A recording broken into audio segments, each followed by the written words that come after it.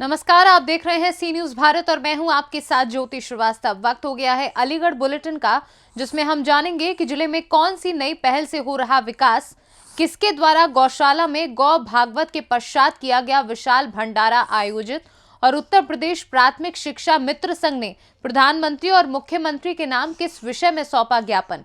इन तमाम खबरों को जानेंगे विस्तार से, तो आइए नजर डालते हैं इस वक्त की बड़ी खबरों पे। दरअसल मामला अलीगढ़ के थाना सिविल लाइन क्षेत्र के हमदर्द नगर जमालपुर का है। यहां के रहने वाले जफर अहमद को उड़ीसा पुलिस अपने साथ गिरफ्तार करके ले आई है। अलीगढ़ क्षेत्र अधिकारी तृतीय शिव प्रकाश ने बताया कि 29 दिसंबर को हमारे पास उड़ीसा इंस्पेक्टर TR साहू के द्वारा अवगत कराया गया कि जफर अहमद निवासी हमदर्द नगर जमालपुर उड़ीसा में वांछित अभियुक्त है, जिसकी गिरफ्तारी करने में सहयोग दें। थाना सिविल लाइन पुलिस ने तत्काल उड़ीसा पुलिस का सहयोग देते हुए जफर अहमद को उसके निवास स्थान से गिरफ्तार कर लिया है। दिनांक 29/12/2022 को inspector TR Sahu EOW Bhubaneswar Orissa के द्वारा अपने अभियोग में वांछित अभियुक्त जफर अहमद निवासी गोल मार्केट हमदर्द नगर जमालपुर थाना सिविल लाइन को गिरफ्तार किया गया और ट्रांजिट रिमांड पर अपने साथ उड़ीसा लेकर गए हैं। अभियुक्त जफर अहमद के विरुद्ध जनपद अलीगढ़ में कोई भी अभियोग पंजीकृत नहीं है। अलीगढ़ से सी न्यूज संवाददाता संजीव शर्मा की रिपोर्ट। श्री गौ माता सेवा समिति के तत्वाधान में पिछले 7 दिनों से चल रही गौ भागवत कथा समापन के पश्चात आज विशाल भंडारा एवं सुबह प्रातः गौशाला में हवन यज्ञ का कार्यक्रम किया गया, जिसमें भक्तों ने बढ़ चढ़कर हिस्सा लिया व हवन में आहुति दी। गौशाला के अध्यक्ष कृष्णा गुप्ता ने बताया कि सुबह 10 बजे से 12 बजे तक हवन यज्ञ का कार्यक्रम किया गया और उसके पश्चात दोपहर 1 बजे से रात्रि 11 बजे तक भंडारा प्रभु की इच्छा से चलता रहा, जिसमें तमाम भक्तजन मौजूद रहे। सेवा समिति के द्वारा सभी लोग अपनी व्यवस्था बनाए रखें। आज हमारे यहाँ पर जो 7 दिनों से गौ भागवत कथा का आयोजन हो रहा था, उसके छोटे भाई राहुल 7 दिन पूरी बहुत अच्छी तरीके से सब लोगों ने श्रवण की। कम से कम हजारों की संख्या में यहाँ पर भक्तों ने पुण्य कमाया, भागवत उठाया। उसी श्रृंखला में आज विशाल महायज्ञ का आयोजन किया गया है और उसके बाद विशाल प्रसादी, ये हमारा गौ माता का भोजन के लिए जो व्यवस्था होती है, गौ भागवत के ही द्वारा व्यवस्था होती है और जिन दानदाताओं ने गौ भोज के लिए व्यवस्था की है, भंडारे में व्यवस्था की है, अन्नपूर्णा में व्यवस्था की है, ऐसे भक्तों के लिए मैं तहे दिल से आशीर्वाद देती हूँ। गौ माता गोपाल का उनके परिवार पर आशीर्वाद बना रहे, उनके घर में सुख समृद्धि बनी रहे और इसी तरह से इस गौ माता के भोज के लिए, संवर्धन के लिए आगे भी बढ़ चढ़ कर भाग लेते रहे। जय गौ माता, जय गोपाल, भक्त वत्सल दीनदयाल। अलीगढ़ से सी न्यूज संवाददाता संजीव शर्मा की रिपोर्ट। उत्तर प्रदेश के अलीगढ़ जिले की नीतू सिंह ने अंडर 19 क्रिकेट खेलकर जिले का नाम रोशन किया है। अलीगढ़ के गांव बूरा किशनगढ़ी की रहने वाली नीतू ने क्रिकेट एकेडमी से क्रिकेट खेलना सीखा। नीतू के कोच रवि ने बताया कि गरीब बेटियों के मनोबल को बढ़ाने के उद्देश्य से हमने गांव में ही क्रिकेट का मैदान बनाया है।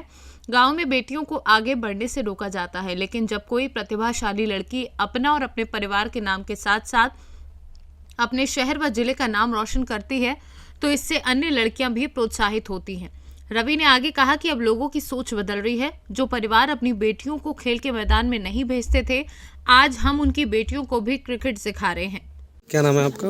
मेरा नाम मसूद जफर अमीनी है। अच्छा कोच साहब, ये किस तरीके का परफॉर्मेंस इनका रहा है और किस तरीके का स्ट्रगल इन्होंने किया? क्या अलीगढ़ क्रिकेट स्कूल जब से खुली है, ये पहली लड़की है जो इस एकेडमी की है, जो यूपी से अंडर 19 खेल रही है जी, और बहुत मेहनती लड़की है। ये इसके घर वाले मतलब इसे प्रमोट नहीं करना चाहते थे, मगर हम बार बार उनसे कहते थे कि इसे भेजिए, बहुत अच्छी लड़की है ये और लड़कों में प्रैक्टिस करती है और ये आगे खेलेगी। तो इनका पहले किस तरीके का स्ट्रगल रहा है? ग्रामीण लोग क्या कहते थे? हाँ, गांव वाले मना करते हैं, इसके घर वाले भी परमिशन नहीं देते थे क्रिकेट खेलने की, ये लड़कों के साथ प्रैक्टिस करेगी, मतलब बस यही था। तो अभी उन लोगों का क्या नज़रिया है? अभी वो किस अब तो खुश हैं घर वाले जब ये यूपी से खेल रही है और आगे भी इंशाल्लाह ये इंडिया खेलेगी, यही हम लोगों की दुआ है और इसकी मेहनत भी है। अच्छा ये बताइए, आप अभी किस में खेल के आई हैं और दूसरा किस तरीके से स्ट्रगल करके आप यहाँ तक पहुँची हैं? मैं अभी खेल के आई हूँ यूपी टीम 19 खेल के आई हूँ। तो किस तरीके का स्ट्रगल रहा, कहाँ रहती थी आप, जो कैसे? मैं पहले गांव है मेरा बूढ़ा किशनगढ़ी, अकेडमी है मेरे अलीगढ़ क्रिकेट स्कूल। अच्छा, तो प्रैक्टिस करने का वही? प्रैक्टिस मोगा खेड़ा आती थी। तो किस जगह से आती थी, मतलब कैसे किस तरीके से आती थी? मैं आती थी बाइक से आती थी। बाइक से आती थी जो है। तो गांव वाले ऑब्जेक्शन वगैरह भी उठाते थे? हाँ ऐसा कुछ? उठाते थे, ये लड़की है बिना फालतू खिलाते हैं, ये कामयाब नहीं हो पाएगी। तो कितना टाइम हो गया तुम्हें खेलते हुए? टाइम हो गया मुझे 4 साल। 4 साल हो गए खेलते हुए। हाँ, तो अभी आप किस में खेले हो? UP team under 19। तो आगे का क्या रहेगा, क्या आपने आगे अच्छी खेलना है, इंडिया के लिए खेलना है। सोचा? कितनी एज है आपकी? मेरी है 19। अच्छा, आप कितने समय से क्रिकेट करा रहे हैं और यहाँ पे किस बच्चे ने जो किस तरीके का परफॉर्मेंस? मैं क्रिकेट तो कम से कम 10-15 साल से करा रहा हूँ। पहले अलीगढ़ स्पोर्ट्स स्टेडियम में कराता था मैं, वहाँ मैंने विकेट भी बनवाया था, क्रिकेट का माहौल भी बनाया था।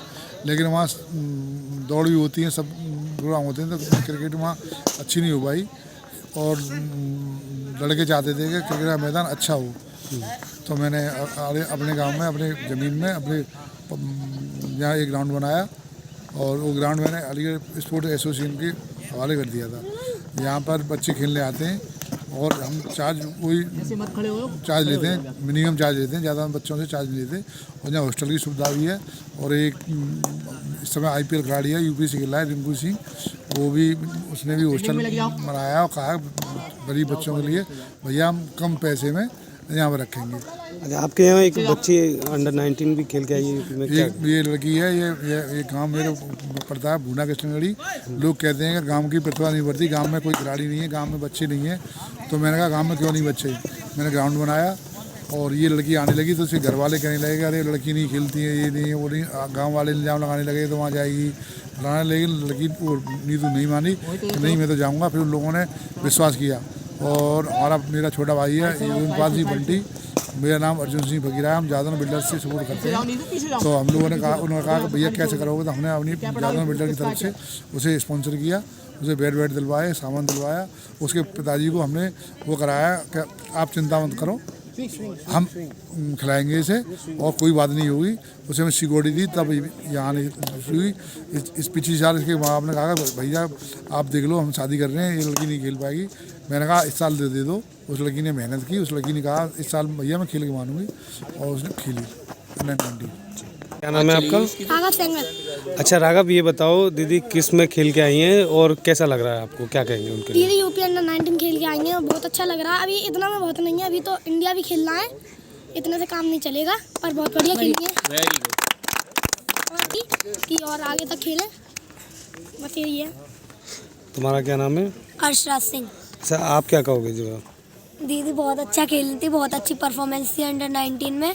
हम भी चाहते हैं कि दीदी इंडिया खेले और उसमें भी रन बनाए। सागर। अच्छा मोहित, आप क्या कहोगे? दीदी अंडर 19 यूपी से खेली है, बहुत अच्छा लगता है। अलीगढ़ से सी न्यूज़ संवाददाता संजीव शर्मा की रिपोर्ट।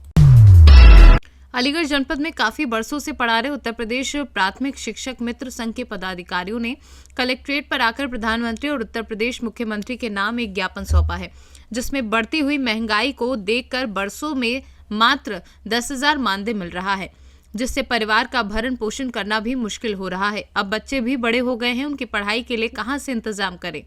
इसी को लेकर सभी शिक्षकों ने एकजुट होकर प्रधानमंत्री और मुख्यमंत्री से मांग की है कि लगभग 22 वर्षों से हम स्कूलों में पढ़ा रहे हैं और हमें मानदेय के नाम पर मात्र 10,000 मिलते हैं, जिससे अब खर्चा नहीं चल पा रहा है। महंगाई चरम सीमा पर है। किन मांगों को लेकर यहाँ पे? चौधरी ऋषिपाल सिंह, जिलाध्यक्ष उत्तर प्रदेश प्राथमिक शिक्षा मित्र संघ अलीगढ़। मांग हमारी ये है कि नई नियमावली में संशोधन करते हुए पुनः शिक्षा मित्रों को शिक्षक पद पर बहाल किया जाए। नंबर 2, जो शिक्षा मित्र साथी हमारी रही है उनके एक परिवार को जो है नौकरी दी जाए। नंबर 3, जब तक हम शिक्षक नहीं बन जाते हैं तब तक हमको 62 साल की उम्र तक नौकरी और 12 महीने का वेतन दिया जाए।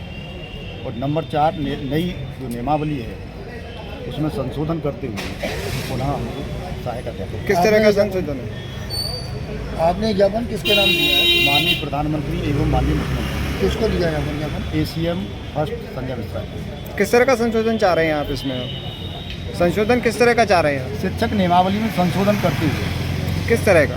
किस तरह का, जैसे कि पहले हम लोगों की योग्यता में जैसे शिक्षक बनते थे तो इंटरमीडिएट थे, उसके बाद में उन्होंने स्नातक किया है, हम लोग स्नातक भी हैं, हमारे बहुत सारे लोग टेट पास क्वालिफाइड भी हैं।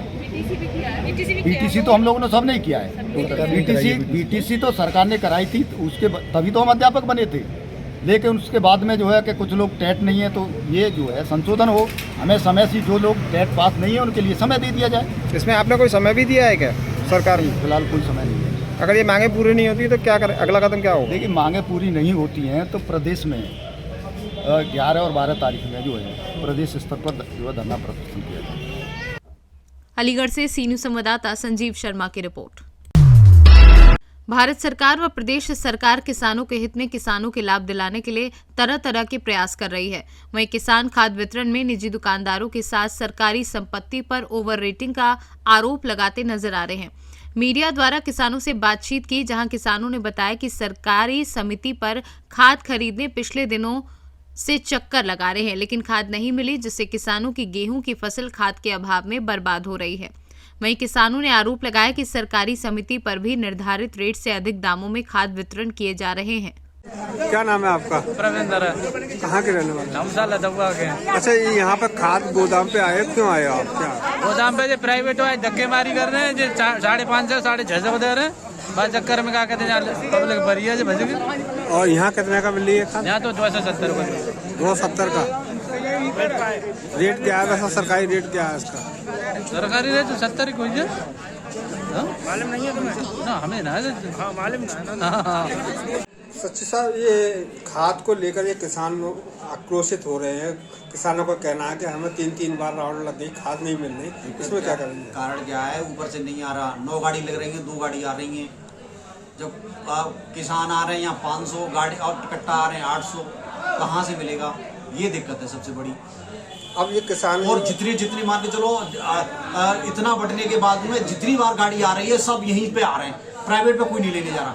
अच्छा, प्राइवेट में किसानों का कहना ये है कि खाद के साथ में और भी कुछ लेना पड़ता है, लेकिन इन्हें करनी चाहिए ना, उन्हें बहुत महंगा पड़ रहा है। वो गलत है ना, ये वो सरकार का काम है तो उससे ज्यादा करना नहीं चाहिए। सरकार की नीति है कि मान के चलो कुछ नहीं देंगे, लेकिन फिर भी मान के चलो वहाँ इन्हें जैसे यहाँ पोजीशन करते हैं वैसे वहाँ भी करनी चाहिए। अब ये दोनों जगह डिस्ट्रीब्यूशन हो जाएंगे तो फिर कोई परेशानी नहीं आएगी, लेकिन एक ही जगह ये तो आएंगे सारे किसान तो फिर बड़ी मुश्किल है सारे लोगों को संतुष्ट करना। किसानों की फसल में इस बार खाद नहीं लगी तो उन्हें क्या नुकसान रहेगा? अरे किसान नुकसान नहीं, हम तो नैनो यूरिया कोई ले नहीं रहा, नैनो यूरिया लगा नहीं रहा, सबको यूरिया चाहिए, ये दिक्कत है। नैनो यूरिया की तो पर्याप्त मात्रा है, नैनो यूरिया लगाए नहीं लगा रहे, ये है। आपका ये जो है कौन सी जगह पे? अकराबाद। क्या नाम है आपका? क्षेत्रीय सहकारी समिति लिमिटेड, अकराबाद। नाम क्या आपका? राजेश कुमार शर्मा। क्या नाम है आपका? मेरा नाम अमर सिंह है। कहाँ के रहने वाले हैं? देवड़िया से। अच्छा, यहाँ पे क्यों आए हो आप खाद गोदाम पर? और तीसरी बार है कि कितना खेत है आपका? मेरे पास अगर 1500 रबी है। तो खाद नहीं मिल रही आपको? एक दानो ना मिलो, 3 बार है जी। क्या कह रहे हैं अधिकारी? क्या कह रहे हैं? मतलब जब लिस्ट हटकाई हमारी वो बंद कर दी है, दूसरी लिस्ट बांट रहे हैं। हमारी लिस्ट जो जमा हटकाई वो बंद कर दी है, दूसरी जो बांट रहे हैं। तो आपने कुछ कहा है इनसे? क्या खूब कही है हमने। तो क्या बोल रहे हैं आप? अब तो लिस्ट ही लाऊंगे तो हमारी लिस्ट खत्म कर दी है उन्होंने। तो आपको अगर खाद यहाँ से नहीं मिली तो क्या करेंगे फिर? क्या करें साहब, हम करवे या होते थे नंबर तो आज तीसरी बार है ये। खाद नहीं लगा खेतों में भी? ना, बिल्कुल ना लगो, एक दाना ना लगो। क्या नाम है आपका? योगेश शर्मा, चिरौली राशि। अच्छा, यहाँ पर खाद गोदाम पे जो आप आए हो किसान लोग, तो क्या मामला है, क्यों आए हो? साहब तीसरी बार आए, तीसरी बार वो हर बार लिस्ट बनते हैं, हर बार रह जाते हैं, और अब की बार वो कोई सुनवाई ना है। सब पूरी तरह से टोटल सब लोग अंदर कह चुके, पर आज भी खाली हाथ जा रहे हैं। तो आपके खेतों में खाद नहीं लगी तो फिर क्या करेंगे आप? कहाँ से लाएंगे खाद? कुछ नहीं साहब, बिना खाद के ही रखेंगे। बाजार से नहीं मिली खाद आपको? बाजार में वो लाग लपेड़ और भी दे रहे हैं, और जो ना जरूरत वो लेना पड़े जबरदस्ती, तो बाकी वजह से वो ना ले सके, मजबूरी है। बाजार से लेना मजबूरी है? मजबूरी है। अलीगढ़ से सी न्यूज़ संवाददाता संजीव शर्मा की रिपोर्ट। राजनीतिक गलियारों में ओबीसी वर्ग के आरक्षण को खत्म होने के बाद अब अलग अलग पार्टियों के द्वारा विरोध प्रदर्शन शुरू कर दिए गए हैं। वहीं आज आम आदमी पार्टी के द्वारा विरोध प्रदर्शन करते हुए मौजूदा सरकार पर जमकर तंज कसे गए और नारेबाजी की गई। आम आदमी पार्टी के जिलाध्यक्ष सतीश शर्मा व उनके कार्यकर्ताओं द्वारा कलेक्ट्रेट में ज्ञापन सौंपा गया है। स्थानीय निकाय चुनाव में उनका आरोप था कि भाजपा के द्वारा खत्म करने का कहा गया है। उनके द्वारा एक राष्ट्रपति मुहिम के नाम जिलाधिकारी के माध्यम के द्वारा पहुंचा दिया गया है। आम आदमी पार्टी के जिलाध्यक्ष सतीश चंद्र शर्मा व उनके कार्यकर्ताओं द्वारा आज कलेक्ट्रेट में एक ज्ञापन इस आशय को सौंपा गया है कि जो स्थानीय निकाय चुनाव में इनका आरोप है कि भाजपा द्वारा जो ओबीसी आरक्षण में शिथिल पैरवी की गई, जिससे माननीय उच्च न्यायालय द्वारा ये आरक्षण निरस्त किया गया है और आरक्षण दिलाए जाने के संबंध में इनके द्वारा ज्ञापन माननीय राज्यपाल महोदया को सौंपा गया है। ज्ञापन यथाशीघ्र आवश्यक कार्रवाई के लिए पहुँचाया जाएगा। आम आदमी पार्टी के द्वारा भाजपा सरकार ने उत्तर प्रदेश में निकाय चुनाव में जो ओबीसी आरक्षण को दरकिनार कर दिया था और मनमर्जी तरीके से आरक्षण की व्यवस्था कर दी थी, उसके ऊपर हाई कोर्ट उत्तर प्रदेश के द्वारा जो निर्णय लिया गया और सरकार को पीछे आना पड़ा, उसके खिलाफ ओबीसी आरक्षण को पूर्ण रूप से चरणबद्ध तरीके से दिलाने के लिए आम आदमी पार्टी ने आज राज्यपाल महोदय उत्तर प्रदेश को जिलाधिकारी महोदय के द्वारा ज्ञापन दिया है। और अगर भाजपा सरकार आरक्षण को ख़त्म करने के जो उनके विचार हैं, अगर वो सोच रही है तो वो कभी भी मंसूबे आम आदमी पार्टी पूरे नहीं करने देगी। इस तरह की आगे रणनीति रहेगी क्या? अगर ये ओबीसी आरक्षण सही से नहीं दिया गया, उन्होंने दिया, तो आम आदमी पार्टी चरणबद्ध तरीके से बड़ा आंदोलन करेगी। इसके लिए अब हमें कोई समय की आवश्यकता नहीं है। जैसे माननीय मुख्यमंत्री केजरीवाल जी से जैसे जैसे आदेश मिलते जाएंगे वैसे वैसे कार्रवाई आगे बढ़ती जाएगी। हड़ताल पर भी बैठेंगे? ये तो बहुत छोटी बात है, आपको तो पता है मीडिया बंधुओं को। भूख हड़ताल तो ये पार्टी का जन्मी आंदोलन से हुआ है, तो ये हड़ताल वगैरह तो हमारे लिए वो खेल है। अलीगढ़ से सी न्यूज़ संवाददाता संजीव शर्मा की रिपोर्ट। अलीगढ़ बुलेटिन में फिलहाल के लिए इतना ही। देश और दुनिया की बाकी खबरों के लिए आप देखते रहिए सी न्यूज़ भारत।